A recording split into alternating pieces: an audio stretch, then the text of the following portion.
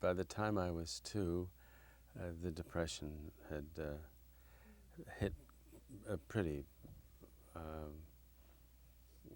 severely, and my father's business went bust here in Los Angeles, and we moved to San Pedro, which is where I grew up, and which in an odd way I still consider home. It's just, I think you're so influenced by the first 10 to 15 years of your life that, I mean, even today when I drive down there, I think I'm going home. Parts of it have changed very little, but I grew up in a city in which it was unusual for the friends of my parents to have English as their first language. It was a very polyglot community. I mean, that's something of an exaggeration, but there were the Slavs, as they were referred to then. I think they were mostly Serbs. The Bogdanoviches and the Trutaniches and the Nizetiches and a very hearty and kind of outgoing people, many of whom were fishermen, and that's how I ended up working on a tuna boat. I knew the Bogdanoviches, who were just starting a little company then called Starkist Tuna. My folks knew them. And my father was, I think he came here from Minnesota because he, as he told me, he woke up one morning at the age of 15 and went to wash his hands in the not the sink, but a pan or a bowl or whatever he had in his bedroom, and it was frozen. And he said, "That's it, I'm getting out of Minnesota." And he came to California, became a Weatherby Kaiser shoe salesman for a while, and knocked around and did what he did. Met my mother, who had been born in Santa Ana. His name, I gather, had originally been Armour, but they got German passports coming from Romania, and the name was Schwartz. And then when he went broke and moved to San Pedro on 6th Street across from the Warner Brothers Theater there, which dictated my future profession. The name of the dress shop that he took over was called the Towne Smart Shop, as in Ye Townie Smart Shop. So he began being called Mr. Towne, and I think he liked that. And by the time my brother was born, his name, he had legally changed his name, and I have never regretted that. My wife has said to me she never would have married me if my name had been Schwartz. It was an interesting time. Did you have more than the one sibling? Just my brother, who was also a writer. I think he's most known for writing The Natural. But it was a fascinating time growing up in San Pedro during the war. One of my happiest, one of the most eccentric memories I have is of Italian prisoners of war who, in San Pedro, had it better than anybody else because they were supposedly imprisoned at Fort MacArthur there, but in fact were always given the run of the city. They were in impeccable uniforms with a little POW here, and they had cameras, and they were dating all the girls in Pedro and having a wonderful time. So the Japanese had it rough. They went to internment camps, but the Italian POWs had a great time.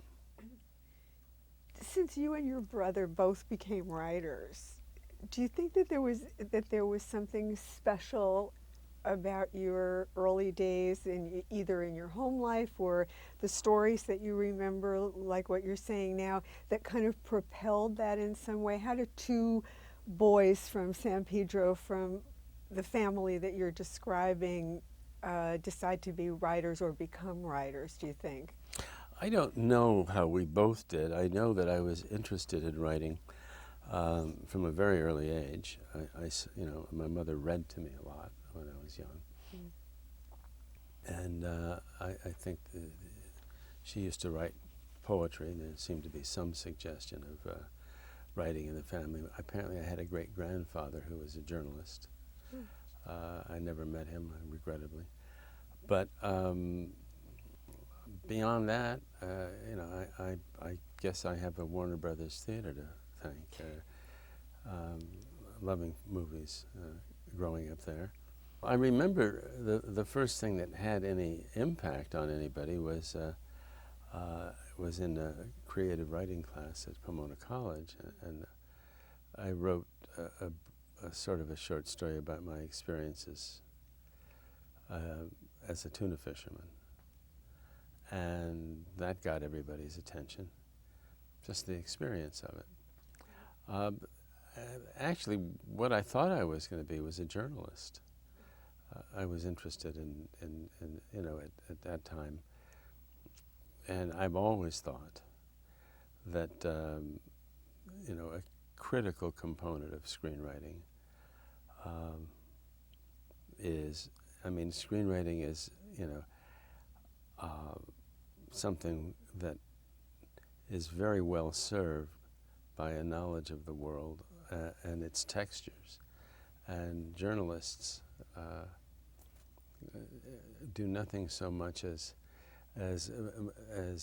in reporting stories. They report on all aspects of life and society and work and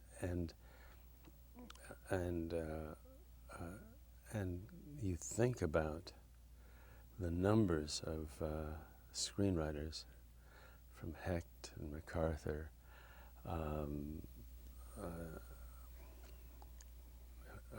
Nick Pileggi.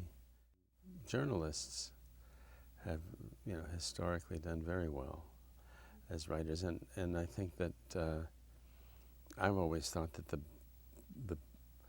two of the best people who were never screenwriters who should have been were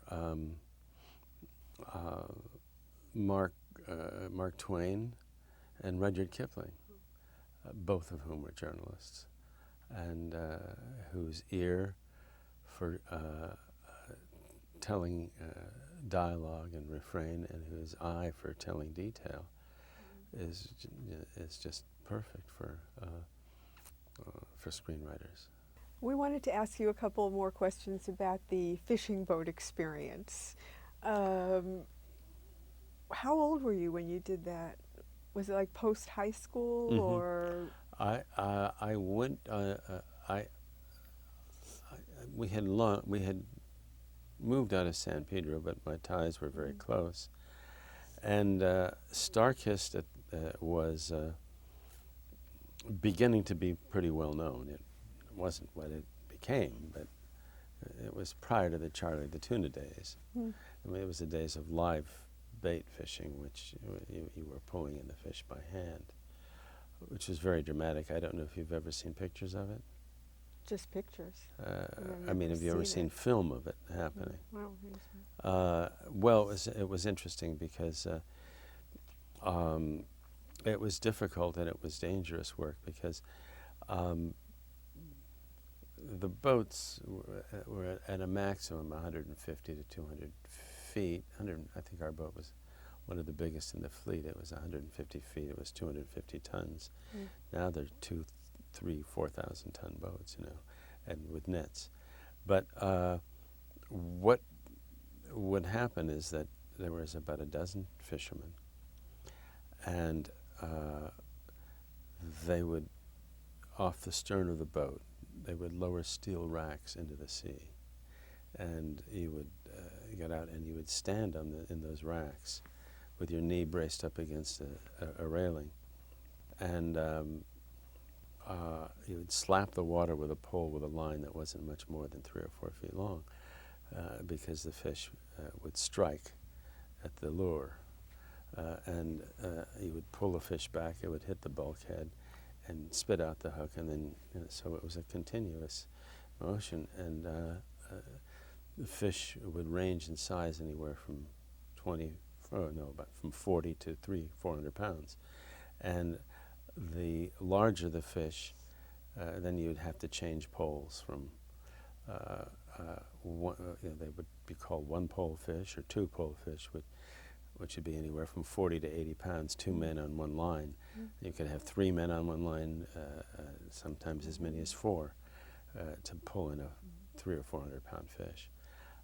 It was dangerous work, and because the boats had always attracted a lot of sharks. We were about 300 or 400 miles out to sea. At the trips that I was on. How long would you be out?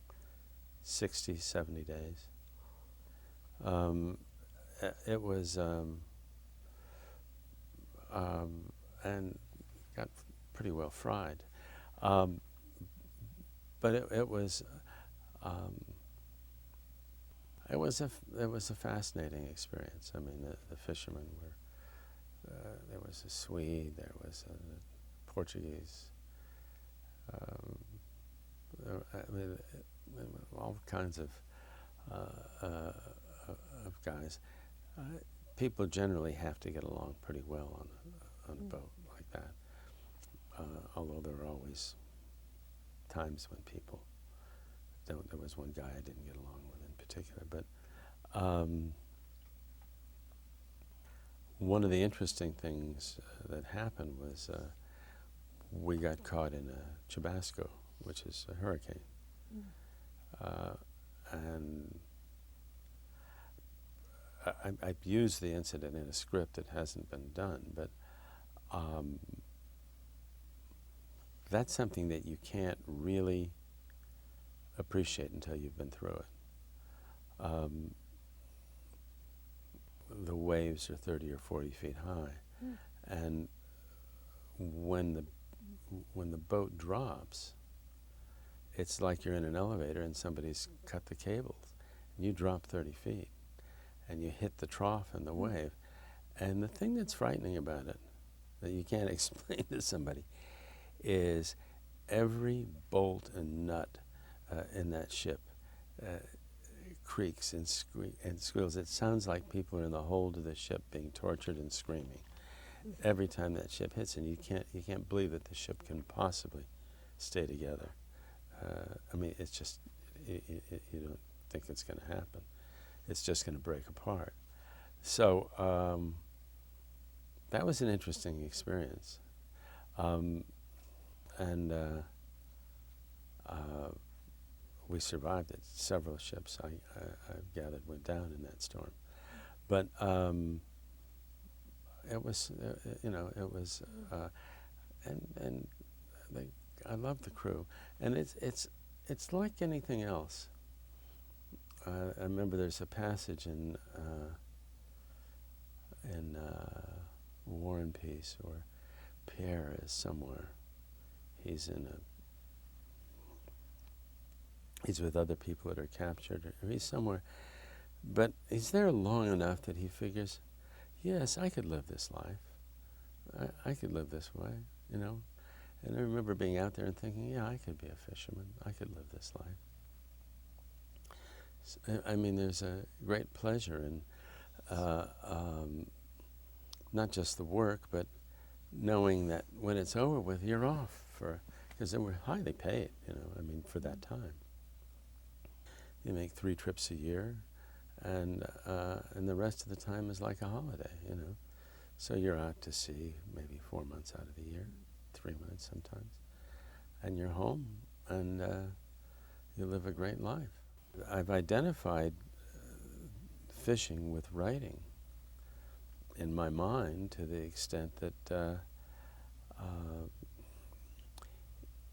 each script is like a trip that you're taking, and you are fishing,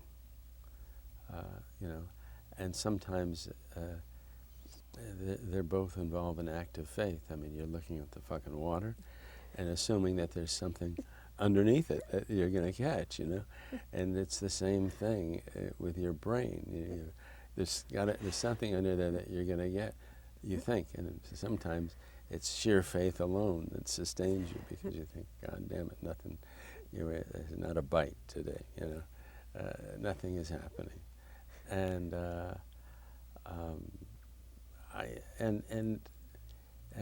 that feeling of having to work and work and work because when the fish are running, and then just to stop, they're rhythms that I've been very comfortable with, and for years that's how I worked, in a frenzy, when it was going well, and then when it wasn't going, I'd just stop. But as you get older, that's a tougher way to work. Because 2, 3, 4 in the morning, then when you have kids and things like that, and the world and the incursions of the everyday world suddenly become more important. I had a girlfriend who graduated a year ahead of me and who wanted to be an actress. And she went to Jeff Corey's acting class. And Jeff Corey, as you probably know, was a blacklisted actor who became a real influence on a whole generation of filmmakers. I mean, in my class at Jeff's, there were people who, there were, of course, actors. There was Nicholson, there was Dick Chamberlain, there was Sally Kellerman, there was Barry Chase the dancer, there was Diane Varsi, who'd become very well known. There was Irv Kirshner, the director. There was Roger Corman. It was, all of us came together, not always wanting to do the same thing, but my training as a writer really came from 7 years of improvising in that class, and coming to have a feeling for what was effective dramatically, what was effective in terms of dialogue, in terms of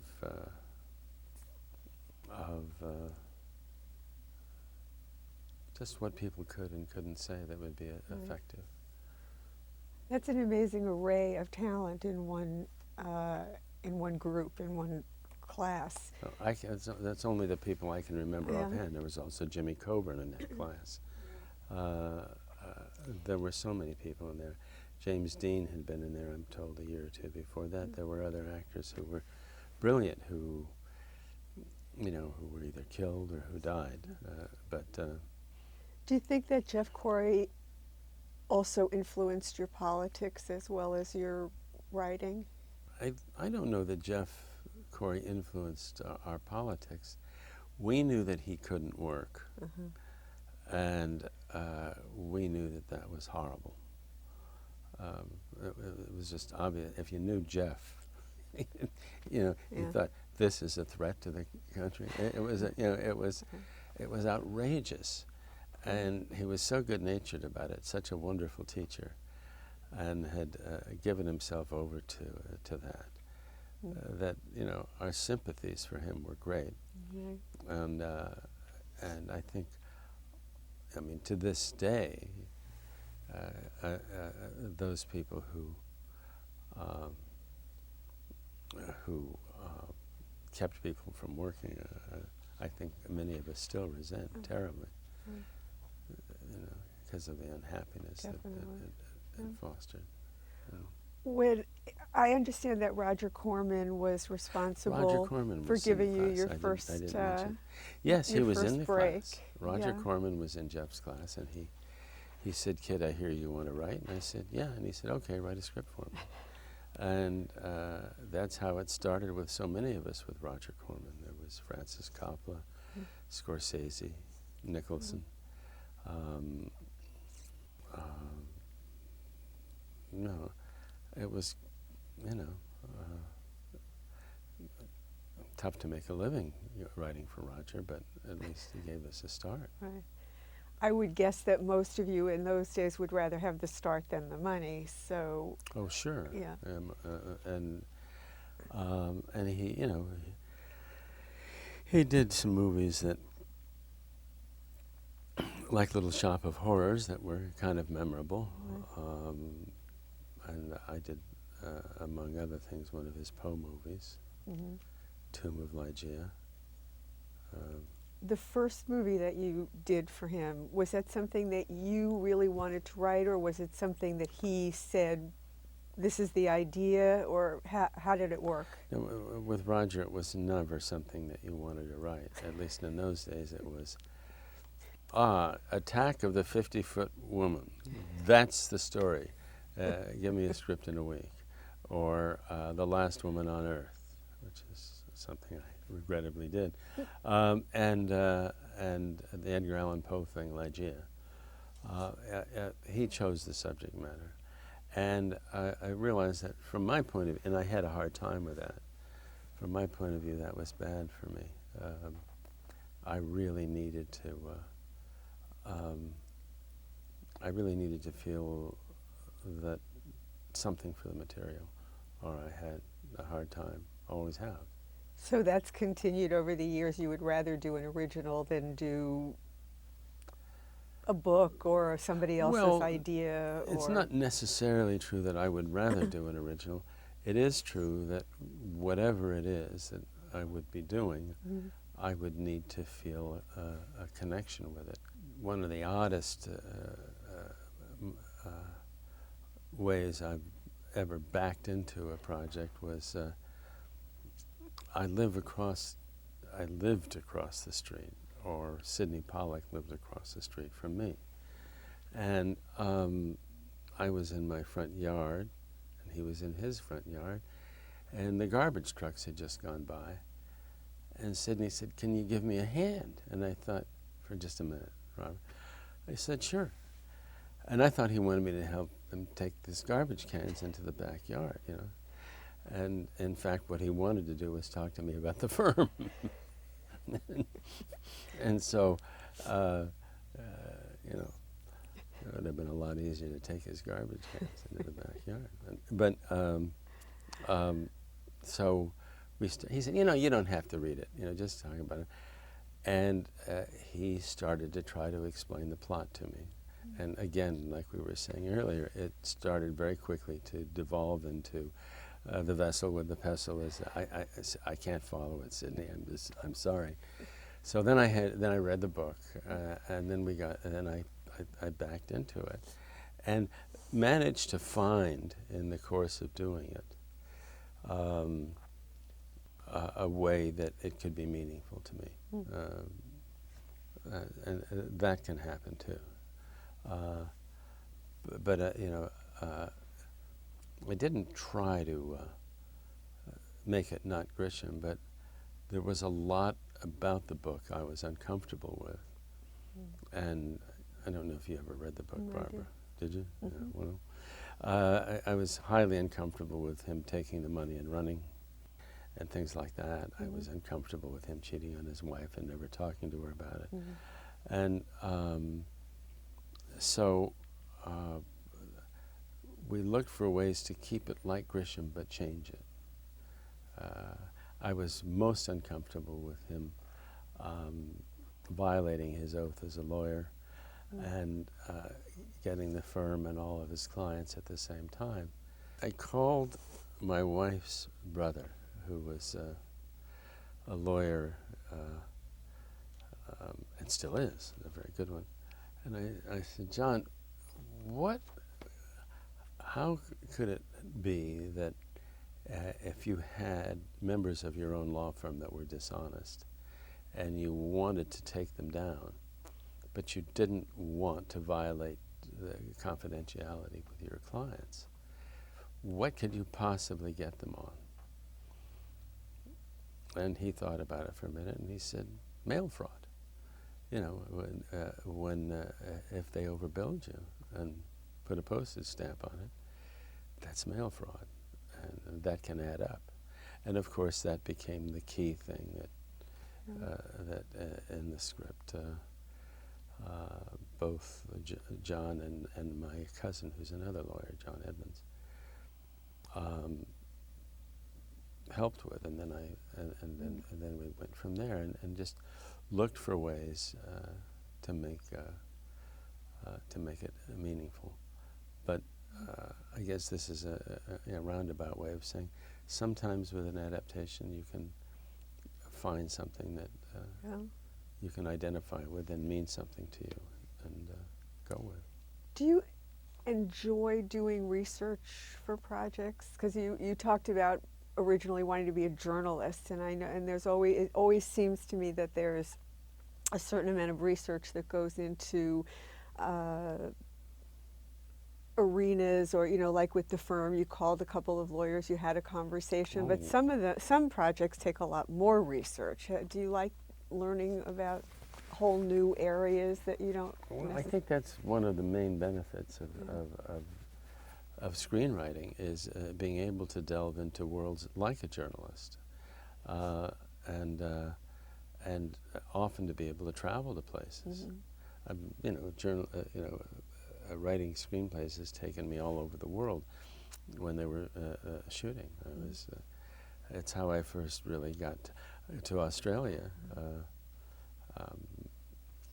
And came to fall in love with it, doing a couple of movies down there, meeting with Mel Gibson on Tequila Sunrise for the first time, and then coming back and doing Mission Impossible there. So, screenwriting can take you around the world and into worlds that you would never, ever be able to approach. So I love it. I think it's important. And I think that, try to immerse yourself as much as you can in those worlds is I think, critical to the process. I have always had in my life strong relationships with actors with whom I've worked. I suppose, when you start off your professional life, and in a way, my professional life started in Jeff Corey's acting class. Who did I spend the most time with, particularly at that time, but actors? You got to realize there were no writing classes. There were no, there was very little cinema in schools. I mean, my education didn't come anywhere near it.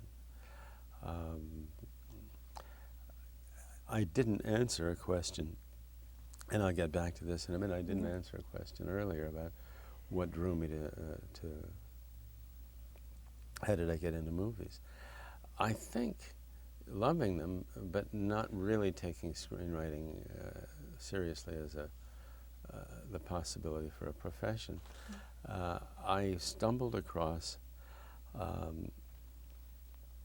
2 books by James Agee. One was his movie criticism in Time and the Nation, and the other were a book of his screenplays, African Queen, Noah Noah, and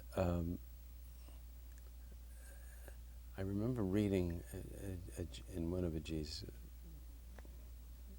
passing remarks that he said, I've often been bored by a bad play, but I've rarely been bored by a bad movie. And at the time, it's certainly changed since, but at the time, because I have been bored by bad movies since, but at the time I thought, that's true. But B movies then were nothing if not energetic, so rarely bad. If they were bad, they were fun. And I thought, well, hell, if it's good enough for James Agee, and I thought he was wonderful, I'm going to be a disreputable screenwriter, and which didn't go down well in my family. But in any event, that was sort of the triggering stimulus. But the first time I saw Jack act, he was 18, and he was working as a messenger in the cartoon department at Hanna-Barbera. And I saw him improvise, and I immediately thought he was wonderful. And I went up to him and I said, Jocko, you're going to be a movie star, and I'm going to write for you. And he said, yeah? I said, yeah. And of course, 12 years later, we were broke and unemployed, and it didn't look as if that was very prophetic. But then in a year or two, that all changed with Easy Rider, but these things often take longer than you think they will, and it's just as well in a way. In any event, I mention it because, when you see somebody improvising twice a week for 5, 6, 7 years, and even more, because we went from Jeff's class to a class that Marty Landau taught for a while. You understand them so well, both personally and understand and appreciate their various skills as artists, the cadences, how they phrase things, what effect it has on a scene, on a story, the profound effect that casting has on your material. I mean, and so I wrote for Jack. I wrote Last Detail for Jack. I wrote Chinatown for Jack. I mean, and it was often on the basis of, not often, always on the basis of what I had come to understand about him, both personally and watching him work. Realizing that with that wonderful monotone, he could go on, talk, and he could carry a sentence indefinitely. And it had a kind of wonderful cumulative power. So I always considered that Jack was always my collaborator then, whether I ever talked to him about the scene or not, because all I had to do was imagine him doing it. And and to do what I think writers have always done, imagine somebody that they know.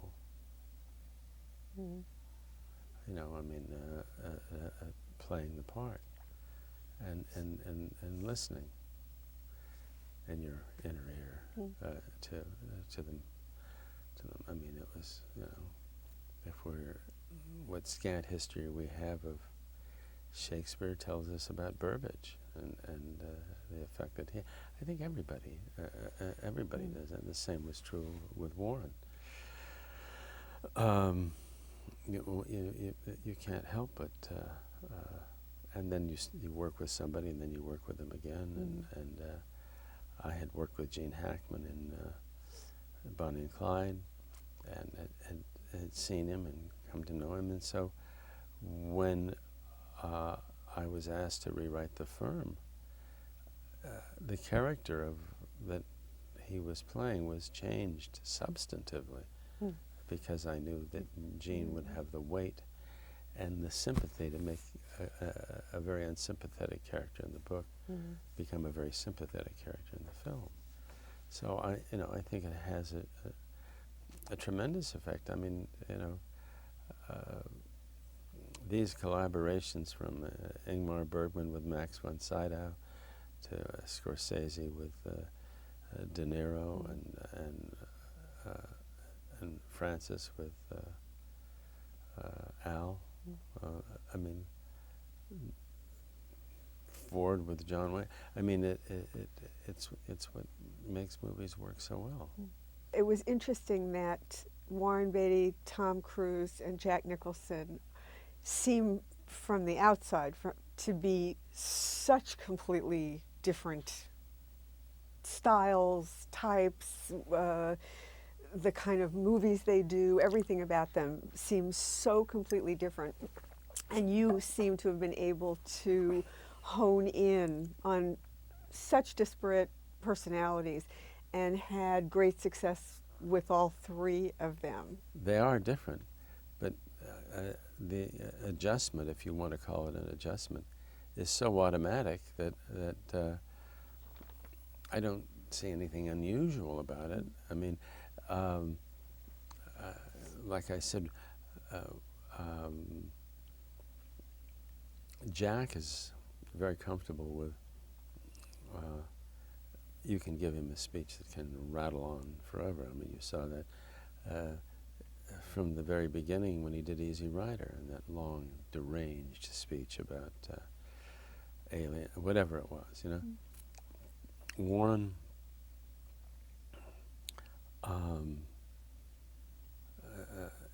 is quite different. I think some part of Warren is very comfortable being a bumbler. You can see it in Bonnie and Clyde. You can see it in Shampoo. You can see it in McCabe and Mrs. Miller. You can see it even in Reds. You can see it in Heaven Can Wait. I mean, a guy displaced and doesn't know who he is. Some part of that is the anxiety of a man who's so beautiful that he would like to mess it up with a gold tooth and a limp and a giggle, whatever it is, some shit-kicking ineptitude.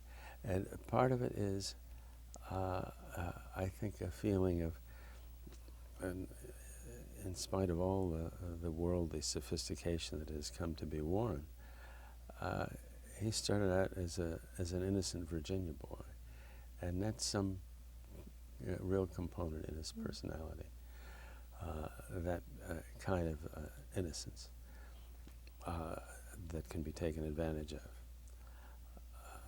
or that he felt could be taken advantage of, but in the event, not for long. So, you come to understand these things. Tom has always been to me, at least particularly when I started working with him, he always seemed to me to be what Zelda Fitzgerald had said about Scott, and always seemed to be, walking slightly off the ground in those days. I mean, he just so buoyant, so full of the belief that anything is possible, that he can do just about anything, and in fact, I think he can. Tom is imbued with more physical courage than anybody just about I've ever seen. I mean, when we were doing Days of Thunder, a race, one of the drivers took me around the track at about 200 miles, 175 miles an hour. And Tom, and of course, Angela, Louisa, she wanted to do it too. So Tom was offered to take her around the track. And she said, well, how fast did Robert go? It was 175 miles an hour. And she said, well, that's what I want to do. So Cruz got her out on the track, and they zipped it around at 175 miles an hour. And she said, a number of times, she said, what if I wanted to go faster? And he said, I would have tried to oblige. And the head of the Charlotte Motor Speedway was a very engaging man called Humpy Wheeler, who told me he was sitting high up in this sort of booth above the Charlotte Motor Speedway. And he saw Cruz go around the track, and he timed him. And he was a fraction of a second off the track record. And he went down below, and he thought, well, there must have been soft tires on the car, something that allowed him to maintain that traction. And they weren't. They were normal tires. I mean, his ability to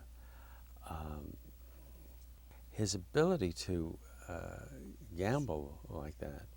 They once parachuted onto the track because he wanted to try parachuting the day that we were shooting. and people were getting killed in downdrafts. I said, Tom, there have been downdrafts here, and this is asphalt. What would I? He said, no, it wouldn't happen to me. And that belief that he has some secret that somehow will allow him to get through things, is something that you just naturally take into account when you're working on something involving him. I think that's been a real component of his persona. Naturally, it has an effect on everything I've done with him. It seems as though Mission Impossible was maybe slightly unusual for you in that it was such a huge action picture, both of them. And I guess a lot of us always think of you as writing very witty, complicated, smart drama in some slightly different way from a huge action picture. Did you enjoy doing those, and how did you happen to wind up sharing screenplay credit on Mission Impossible? Well, in both Mission Impossibles, the two that I did, there were actually, I guess, 3 now. I didn't think I was going to do them. I didn't want to do them. There had been, I think, in both cases, either 7 or 8 writers before me. So, if you know about anything about the way the Guild works, you'd know that I'd be sharing screenplay credit with them. But it was not sitting down and working with people. It just it was a case of, they were very interesting experiences because, never having done anything like that, I was given access to a few people who had worked in intelligence, either with the FBI or the CIA in the case of the first movie, which confused people at the time, I think, probably more than it would now because of the term NOC, non-official cover, which was the agent, which is now much more widely recognized in the entertainment world and in the world in general. It's but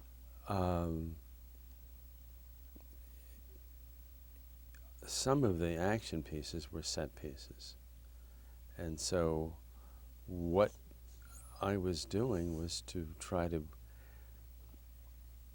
make those action sequences appear as if they sprang from the character. And it reached a really interesting point in the second Mission Impossible when, after a number of writers, all that John Woo was left with were storyboards of a half a dozen action sequences. And he gave them to me. And since there have been millions of dollars spent on setting up these action sequences, please now write a story for these action sequences. And that was an interesting, It was a little bit like, I guess, being given the music and say, can you write the lyrics, and that was kind of it was a challenge. It was a little scary, but it was also fun. I remember. Let me see if I can give you an example of a tiny change that suggests character. In the original, I can't say original script because there was 7 guys that worked on it up to that point. There was that mountain climbing sequence, which was played for suspense.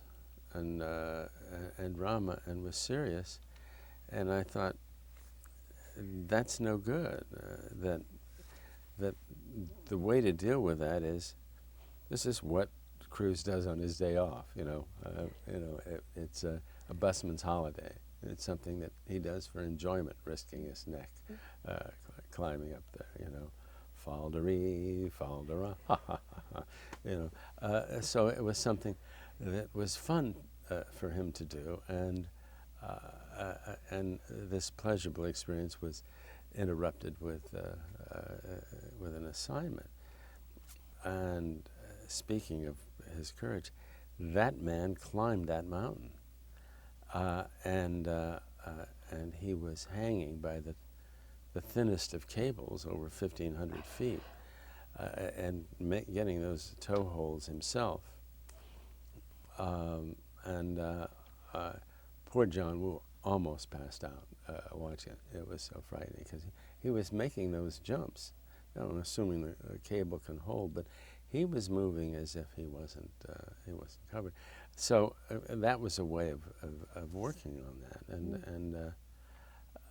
and that was something that I had never done before. So that was an interest. And it was, I'm glad it wasn't something that happened early in my career, but that wasn't the only. There are lots of problems associated with action films like that for me, and in some ways they're the most difficult things of all to do. That was a difficult thing to do. I get about it, but trying to make the action sequences seem, however tangentially to be something that comes from the characters. For a long time, you had an incredible reputation for being what they call a script doctor, and I wonder if those years of doing some of that helped at all when John Woo handed you those storyboards coming in at a different time than you would have if you had sat down from the beginning to write.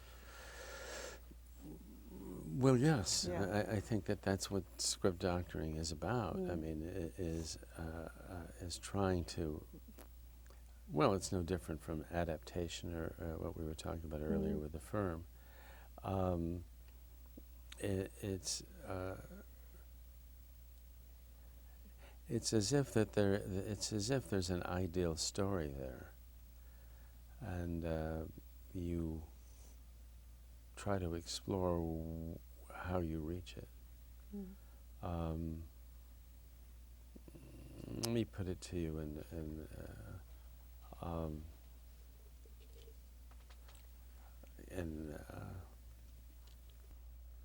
Platonic terms. Plato always felt that, wrote about, I guess, when you look at something like his Dark Materials, or, The Golden Compass of Philip Pullman, where he writes about alternate worlds, existing side by side. Well, in Plato there was the real world, which was unchanged and unchanging, and then the world that we live in, and which is the world of as he called it, of becoming. And in the real world, there's an ideal chair that never changes. And if you can buy the idea that if all the chairs in the world were destroyed, there would still exist the idea of a chair.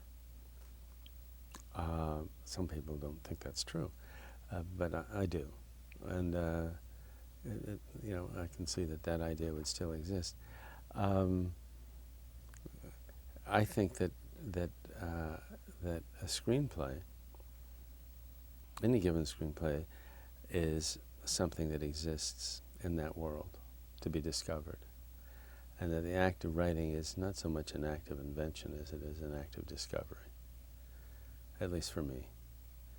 And time after time, when a story works, you're struggling with it, and it just seems as if that's what it should have been. So it was there to be discovered rather than to be invented. And I think that working as a script doctor, as you call it, is just lending yourself to that process of discovery. It's true of original things too. I mean, there's a point at which there's no difference, really. I wanted you to talk a little bit about directing and how you feel about directing your own material versus having the eye of someone else coming in and directing your material, and whether you talked about journalism and how things in life contribute so much to your work, both as a writer and I assume as a director. Do you do what actors do and use things from childhood or your earlier life in those situations? Well, look, when it comes to either writing or directing, I think you use whatever you can use, including the crew. The life that you get from the crew around you. I mean, I think everything is. I mean, the making a movie is a living thing when you're making it, and it can go any which way. I mean, it is itself an act of discovery. I think that, and I think. This is not precisely answering your question, but I think you keep making the same movie. I mean, each time you make it when you imagine it. You make it when you shoot it. You look at the mess that you've created after you shoot it, and you make it all over again in post-production. You're constantly you're constantly using whatever you can find, wherever you can find it. I mean, that's, in terms of personal experience, look, I mean, I had a girlfriend who was married to a hairdresser. I didn't know that when when I first that's how I got interested in hairdressers, because I was in my early 20s, and to my, I was shocked that she was married to a hairdresser, that a hairdresser would be married to anybody. And then I was doubly shocked to find out that she still went to him every week, even after they were divorced. And I said, how can you do that? And she said, well, you ought to hear what he says about you. And, what the fuck are you talking about? So I said, I want to meet this guy. So I went into a beauty shop to pick her up, and there I saw this guy who was Gene Chikov, tucking his blow dryer into his jeans, whipping it out, and being the only rooster in the hen house. I thought, man, what a job, and there's where life and research and everything came together. I even lived with Gene for a couple of weeks, I used to sit in that beauty shop and listen to those women talk till, as George says, till it's coming out my ears, And at one point when he's saying, you ever listen to women talk, man, when he's talking to Jack Warden, and well, I do, and he goes on with it. So, there was research, there was my personal life, there was, everything coming together.